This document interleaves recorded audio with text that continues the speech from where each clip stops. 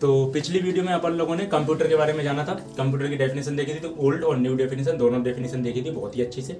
उसके बाद अपन ने स्टोर के बारे में समझा था, स्टोर क्या होता है, इनपुट और आउटपुट। धीमे धीमे बोलूँ डाटा की ओर आ गए थे, डाटा मैं थोड़ा सा बता दिया था, तो इस वीडियो में आपको बहुत ही अच्छे से बताने वाला हूँ कि डाटा क्या होती है और इन्फॉर्मेशन क्या होती है और इन दोनों में अंतर क्या है। ज़्यादातर क्या रहते हैं, इन दोनों में लोग एक ही समझ लेते हैं जबकि दोनों चीज़ें अलग हैं। जैसे कि डाटा की डेफिनेशन मैंने पहले से लिख रखी है, आप जैसे कि देख सकते हैं। डाटा क्या होता है, जो कुछ भी कंप्यूटर को उपलब्ध कराया जाता है डेटा कहलाता है। हम जो कुछ भी कंप्यूटर को दे रहे हैं, जो कुछ भी इनपुट के रूप में उसे हम दे रहे हैं, वो डाटा कहलाता है, चाहे उसका अर्थ हो या ना हो। यानी कि जो कुछ भी हम कंप्यूटर को दे रहे हैं, चाहे वो मीनिंगफुल हो या ना हो, जिसका अर्थ हो या ना हो, वो डेटा कहलाता है। ठीक है, इतना याद रखना। उसके बाद अब देखते हैं इन्फॉर्मेशन क्या होती है। इन्फॉर्मेशन, मीनिंगफुल डाटा इन्फॉर्मेशन कहलाती है। तो ऐसा डाटा जिसका अर्थ होगा तो वो क्या कहलाएगी, इंफॉर्मेशन कहलाएगी। यानी कि मीनिंगफुल डेटा को हम इंफॉर्मेशन कहते हैं।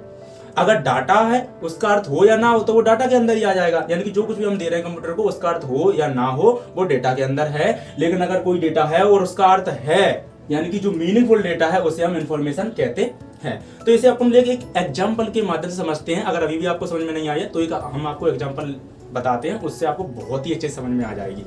जैसे कि अपन लोग देखा होगा कि अपन लोग घर पे मम्मी बोलते कि आटा वगैरह पिसा लाओ, तो गेहूं ले जाते हैं, आटा तो नहीं पिसता, गेहूं ले जाते हैं। तो अपन क्या करते हैं, गेहूं को ले जाते हैं, तो गेहूं को पहले अपन पीसते हैं, पिसवाते हैं ना, पीसा हुआ आटा आ जाता है। फिर उसके बाद अपन उसे गूंदते हैं, रोटी बनती है उसकी जाके। तो क्या करते हैं, पहले तो अपने पास गेहूं थे, तो गेहूं को अपन ले गए, उसे पीसा, उसे गूंथा, गूंथने के बाद उसे आटा बनाया, मारने के बाद तब उसकी जाके क्या बनी, रोटी बनी, यानी कि चपाती बनी।